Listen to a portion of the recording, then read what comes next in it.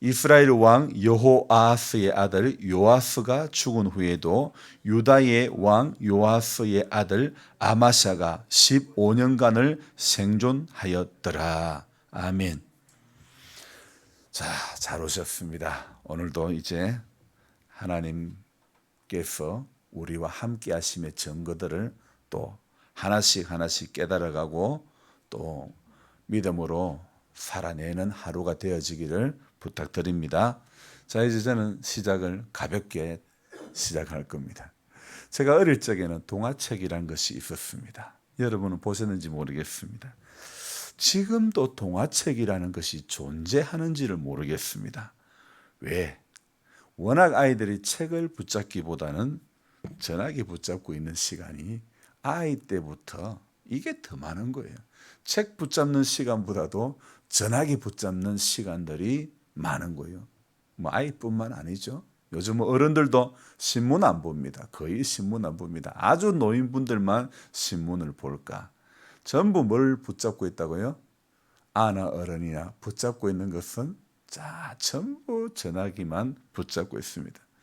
제가 얼마 전에 그 분당의 병원에 간다고 서울 그 청량리역에서 내려서 지하철을 타고 갔더만은 하여튼 끝에서 끝까지 전부 전화기 안 보는 사람이 없는 거예요. 전부 전화기만 보는 거예요. 제가 어릴 적에 좋아했던 이 동화책을 요즘 아이들이 좋아할 리가 있을까? 이런 생각이 드는 겁니다. 워낙 재미있는 게임도 많고 눈과 귀를 자극할 만한 그런 내용들이 많으니 아마 동화책은 시시하다고 안 볼 것 같아요. 하지만 저는 오늘 동화책 이야기를 잠시 하려고 합니다.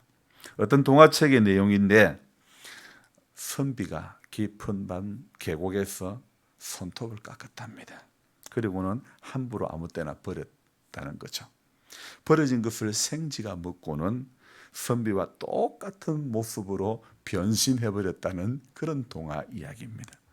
엄마, 이제 이 이야기를 동화책을 보던 아이가 엄마에게 묻습니다. 엄마, 밤에 손톱 깎으면 치가 먹어? 이렇게 물었습니다.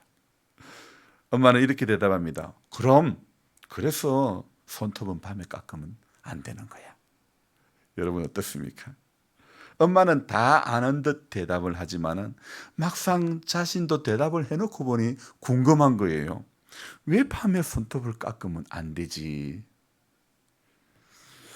재밌는 사실은요, 우리나라만 이게 손톱에 대한 속설이 있는 게 아니라는 거죠. 일본에서도 이런 속담이 있다고 합니다. 밤에 손톱을 깎으면 부모의 임종을 못 본다. 그런 이야기. 정확한 이유를 알 수 없지만은 일본 또한 밤에 손톱을 못 깎게 한다는 거죠.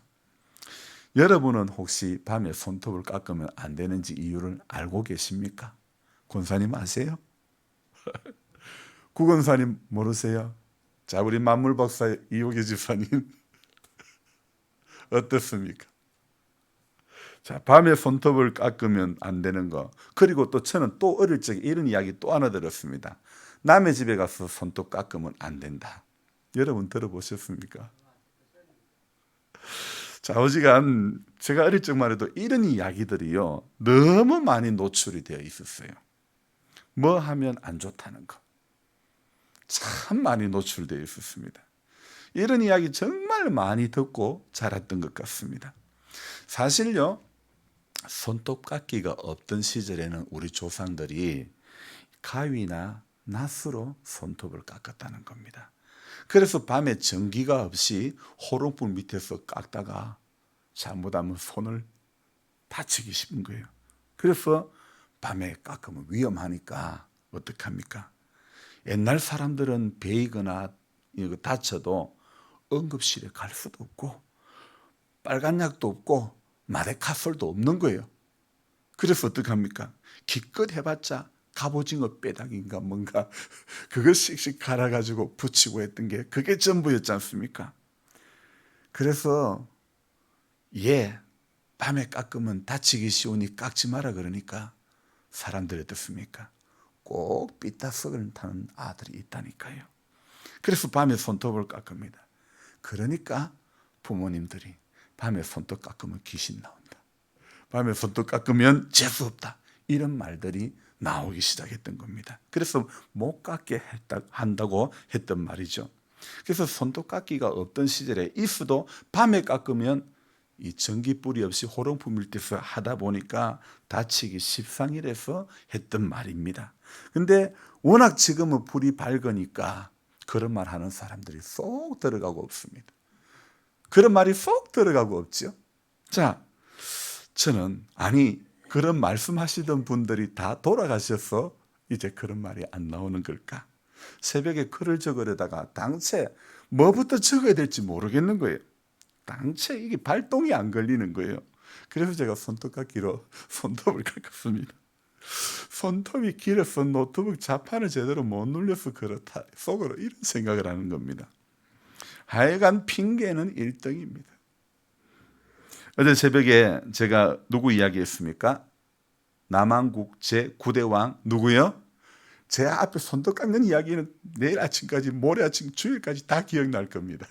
그런데 어제 우리가 이야기했던 왕 이름조차 기억이 안 나거든. 왜요? 생소하니까. 김영일, 우리 권사님 이름 이야기하면 금방 아는데, 아마샤, 요아스, 생소한 이름이니까.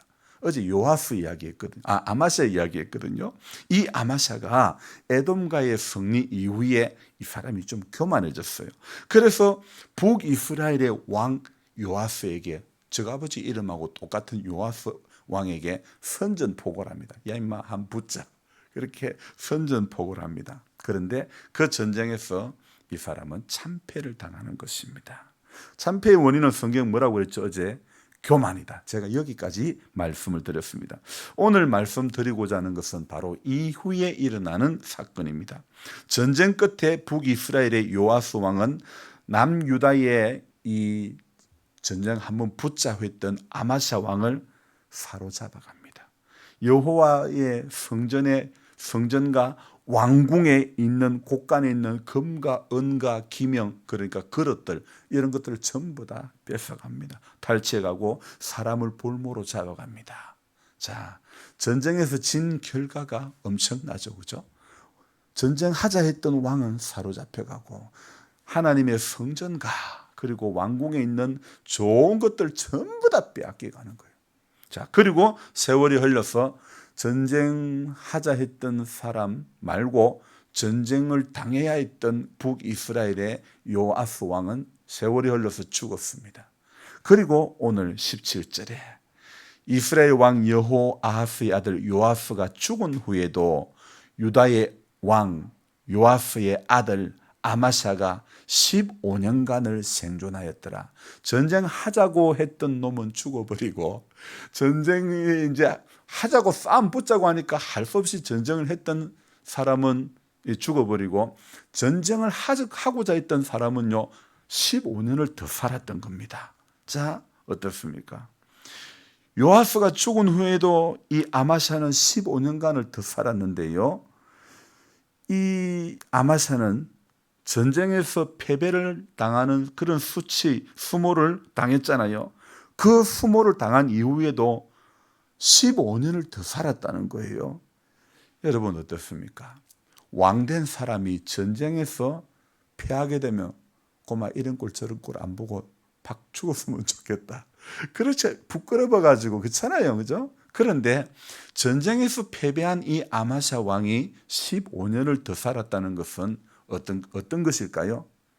아주 15년을 살면서 내가 이런 수모를 당하고 이런 부끄러운 일을 당하고 오래 살면 오래 살수록 어떻습니까? 더 굴욕을 당하는 그런 시간일 수밖에 없는 것입니다. 19절 말씀에 의하면 예루살렘에서 무리가 반역을 일으켜가지고 이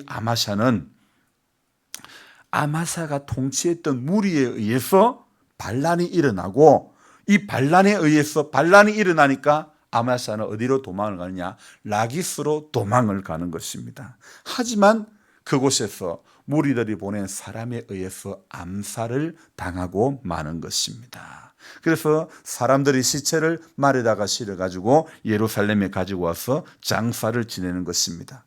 자, 여러분 안타까운 사실은요. 아마샤만 무리에 의해서 반역을 당해서 암살을 당하는 것이 아니라 그의 부친도요. 이 요아스도 똑같이 반역을 당해 가지고 반란에 의해 가지고 죽임을 당하는 겁니다. 아버지와 아들이 동시에 같은 날은 아니죠. 아버지와 아들이 같이 반란에 의해서 최후를 맞이하는 것입니다. 두 부자가 이렇게 백성 중에 무리의 반란으로 죽음을 당하는 것. 이렇게 아마샤가 반란에 의해서 죽임을 당하게 된 것은 무슨 이유일까? 우리 생각해 볼 필요가 있지 않을까요? 또 자기를 정복한 왕보다, 자기가 사로잡혀간 그 왕보다 15년이나 더 살면서 얼마나 지옥스러운 일을 겪었을까? 오늘 이 열왕기 성경에서는요, 사람들이 반역을 일으킨 원인이 불분명합니다. 나와 있지 않습니다. 그렇지만은요, 이어서 나오는 역대기 성경의 기록에 의하면요, 그가 뭐 때문에 이 반역을 당했는지 분명하고 똑똑하게 기록을 하고 있습니다. 그게 뭐냐면요, 역대하 25장 27절의 말씀에 의하면요, 이 아마샤가 어떤 일을 하냐면, 아마샤가 돌아서서 여호와를 버린 후로부터, 아마샤가 돌아서서 여호와 하나님을 버린 후로부터 예루살렘에서 무리가 그를 반역하였으므로 역대하 말씀에는 그렇게 기록이 되어 있습니다. 열왕기에서는 풀리지 않던 의구심이 역대하 성경에서는 풀려지는 것입니다. 왜 이런 말이 있지 않습니까? 성경은 성경으로 푼다, 이런 말씀. 그러니까 성경은 성경으로 해석되어지는 것이죠.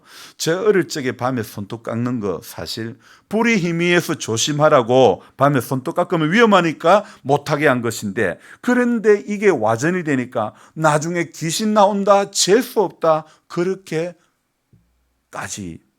이렇게 와전이 되어버렸죠.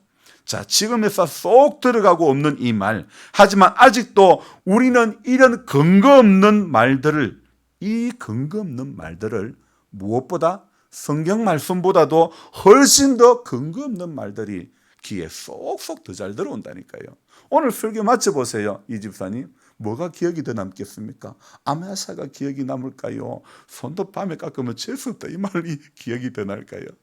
우리는요, 참 우리가 예수를 믿어도요, 근거 없는 세상 말들이 훨씬 귀에 잘 들어온다니까요. 몸에 안 좋은 라면이 더 땡기듯이 말입니다. 컵라면 먹어보면 얼마나 맛있는지 몰라. 근데 왜 안 좋은 것은 그렇게 잘 보이고 안 좋은 것은 그렇게 잘 들립니까? 오늘 우리는 이렇게 생각했으면 좋겠습니다. 눈에 잘 보이고 귀에 잘 들리는 것, 이거 전부 다 나를 속이는 거다, 이렇게 생각하면 좋겠습니다. 성경이 가르치는 진리는요, 여러분 복잡한 거 아닙니다. 간단합니다. 하나님께 돌았으면 이거요 안 된다는 겁니다.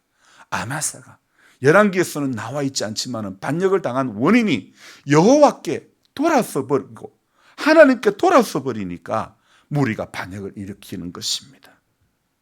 그래서 왕이 하나님께 돌아서서 하나님을 버린 후로부터 반역당함을 역대하 성경에서는 분명하게 기록을 하고 있습니다.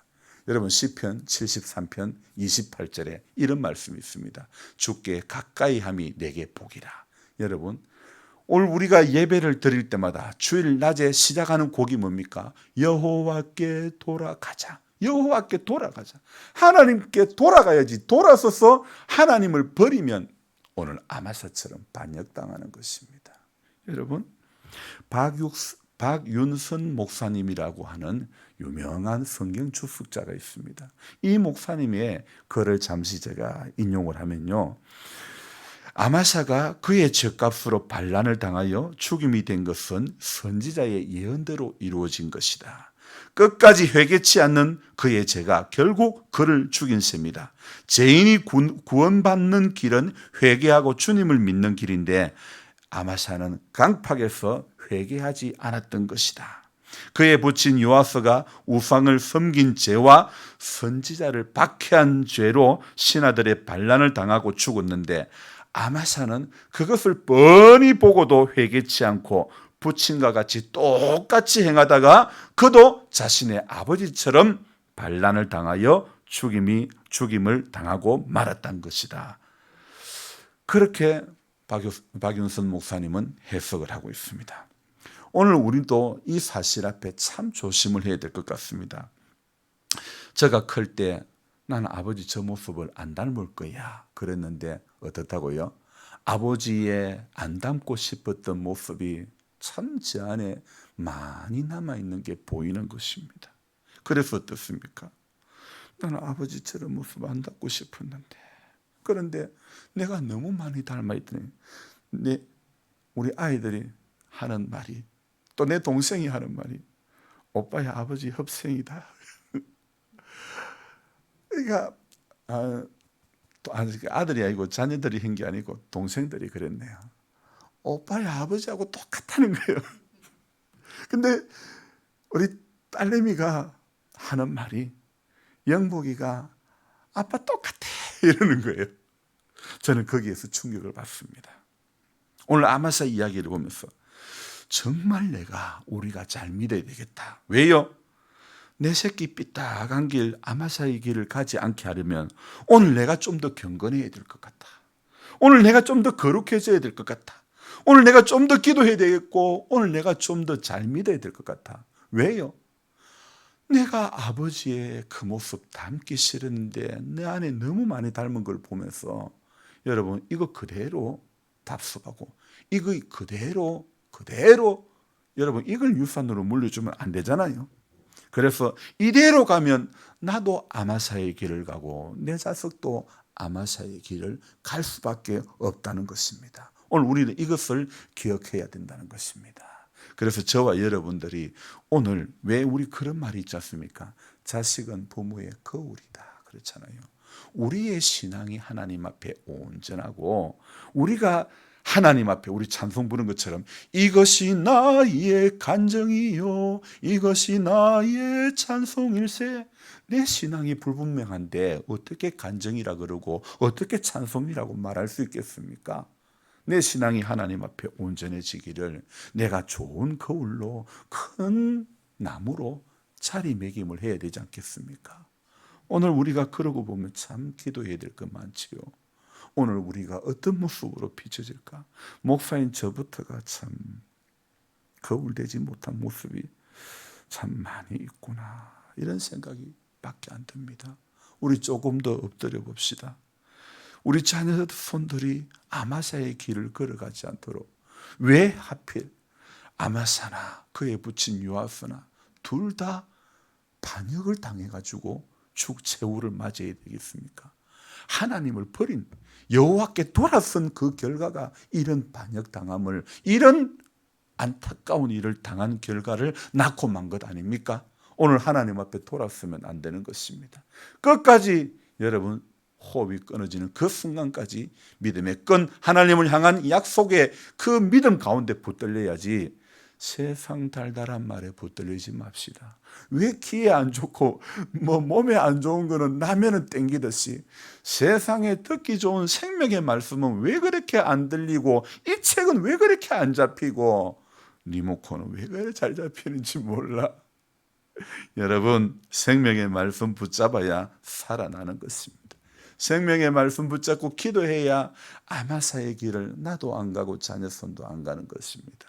내 힘으로 안 됩니다. 엎드립시다. 기도합시다. 하나님 앞에 내가 좀 더 잘 믿어보려고 몸부림치는 우리 모든 성도님들 되시기를 주님의 이름으로 부탁드립니다. 기도하겠습니다. 하나님 아버지, 고맙고 감사합니다.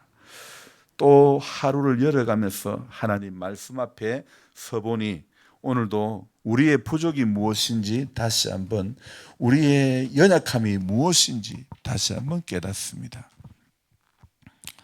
나는 그렇게 안 살고 싶었는데 아버지의 부족했던, 자식이 보기에 아버지의 부족했던 모습이 내가 어른이 되고 세월이 흘러서 지나고 보니 그 모습이 곧 나의 모습인 것이 발견되어졌을 때 난 참 너무나 싫었습니다. 주님, 하지만 그것 때문에 나를 책망하기보다는 그것 때문에 우리는 주님이 더 필요함을 인정하는 우리들 되어지기를 원합니다. 건강한 자에게는 의원이 필요 없고 병든 자에게라야 의원이 필요한 것처럼 오늘 우리가 참 부족하고 오늘 우리가 참 못나서 우리 주님이 필요합니다. 오늘도 주님이 우리를 다스려 주시고 인생의 연수가 늘어나면서 고집도 덩달아 늘어나고 서운한 것도 덩달아 늘어나는데 이런 우리의 작은 모습을 보고 우리의 자녀들은 또 어떻게 생각할까요? 나는 늙으면 절에 안 할 거다 이런 생각하지 않을까요? 우리는 잘한다고 생각하지만은 자녀들의 눈에 비춰지는 우리 모습은 온전치 않은 모습이 아닐까요?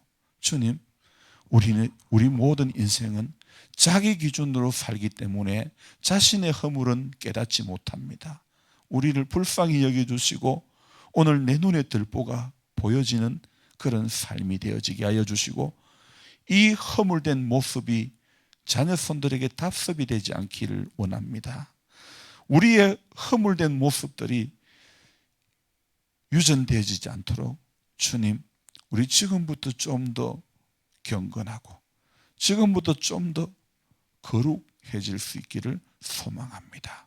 내 힘으로 되는 일 같으면 기도 안 해도 되고 내 결심 한번 잘하면 되는데 이 모든 것 내 힘으로 될 수가 없음을 고백하며 주의 도움을 간구합니다.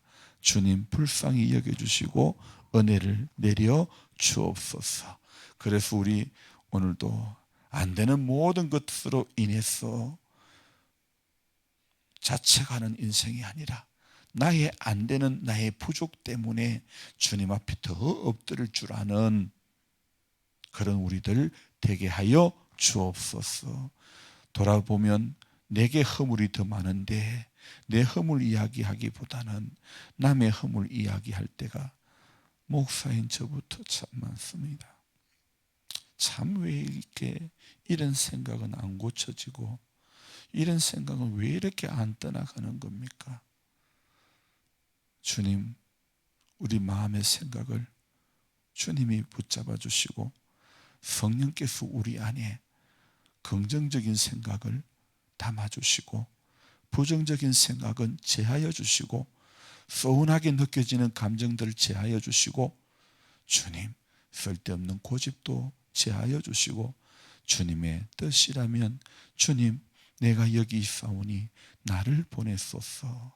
이사야처럼 순종하는 우리들 되어지게 하여 주옵소서. 이 하루를 살면서 주님 세상의 달달한 말이 귀에 잘 들어오고 세상의 달콤한 것, 보암직한 것 눈에 더 잘 보이는 우리들 되지 않기를 원합니다.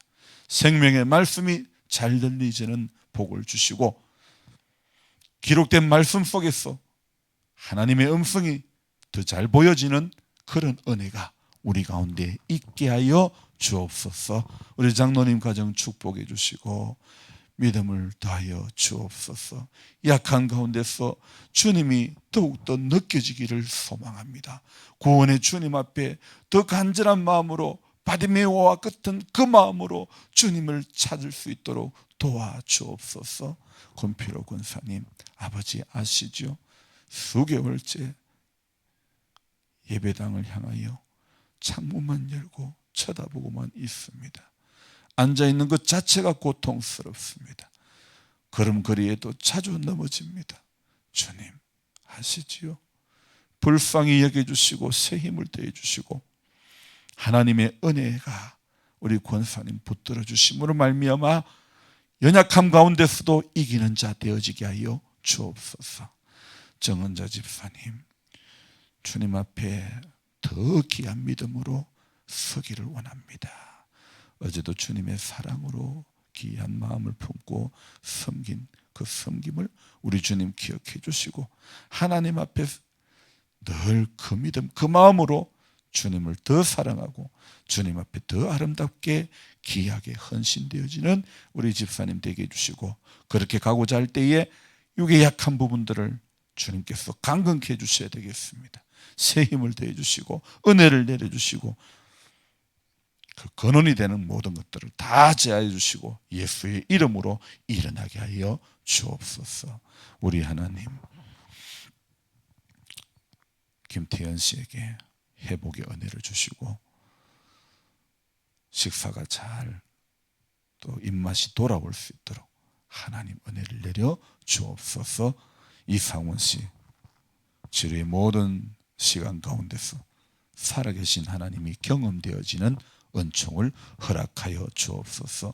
그 아버지의 믿음을 이어받을 수 있도록 그 가족, 그 자녀들이 복되게 하여 주옵소서.